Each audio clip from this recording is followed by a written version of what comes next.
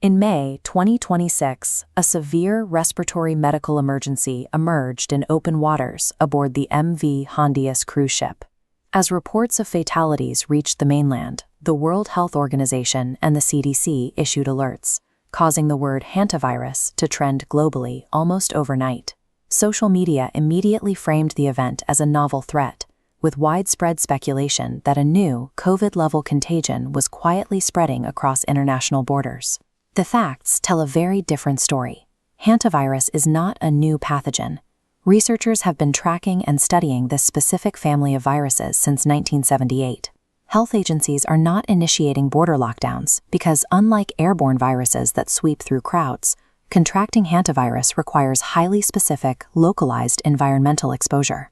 A modern cruise ship is designed to eliminate the very rodent-driven environments hantavirus needs to survive.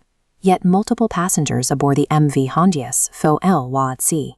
The passengers weren't infected with the standard North American variant typically found in rural cabins. They were carrying the Andes virus.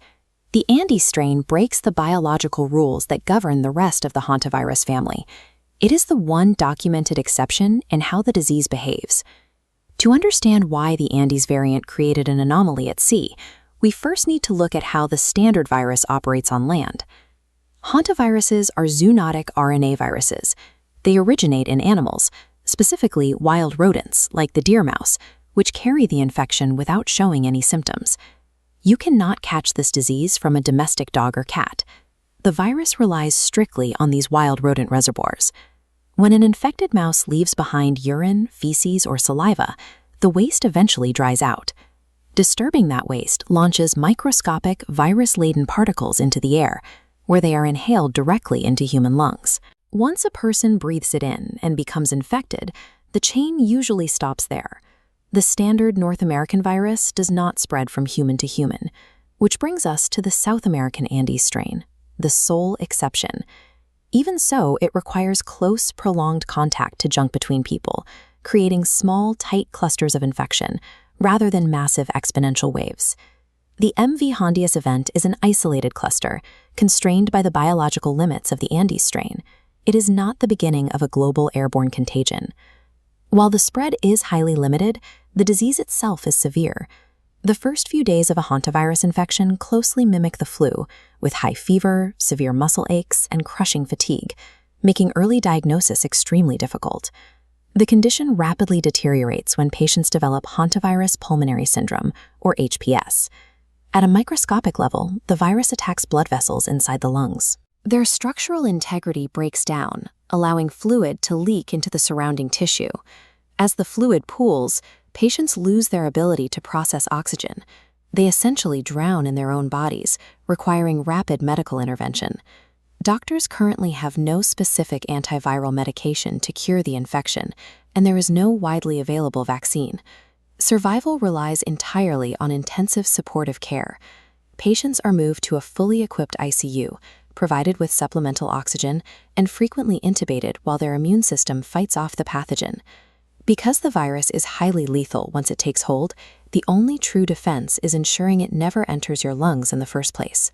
Hantavirus is dangerous, but it is highly preventable if you know exactly where the environmental threats are located. The highest risk doesn't come from public transit or city sidewalks.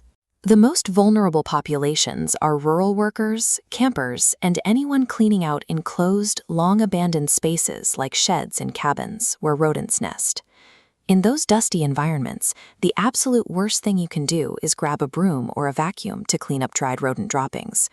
When a broom strikes the floor, it mechanically weaponizes the dormant virus, kicking a concentrated, invisible cloud of contaminated dust up into your breathing zone. To clear out a contaminated space safely, you have to use a method that keeps the particles grounded.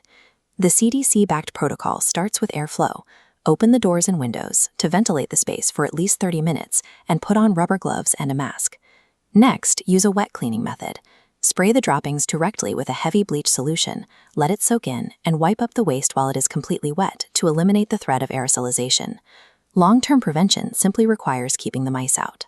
Seal up structural holes, deploy mouse traps, and remove any exposed food sources. As for the situation on the MV Hantavirus, international epidemiologists are actively isolating and tracking that specific Andes cluster. Daily life poses little risk to the average commuter. Understanding the specific environmental triggers, securing property, and ditching the broom neutralizes the threat far more effectively.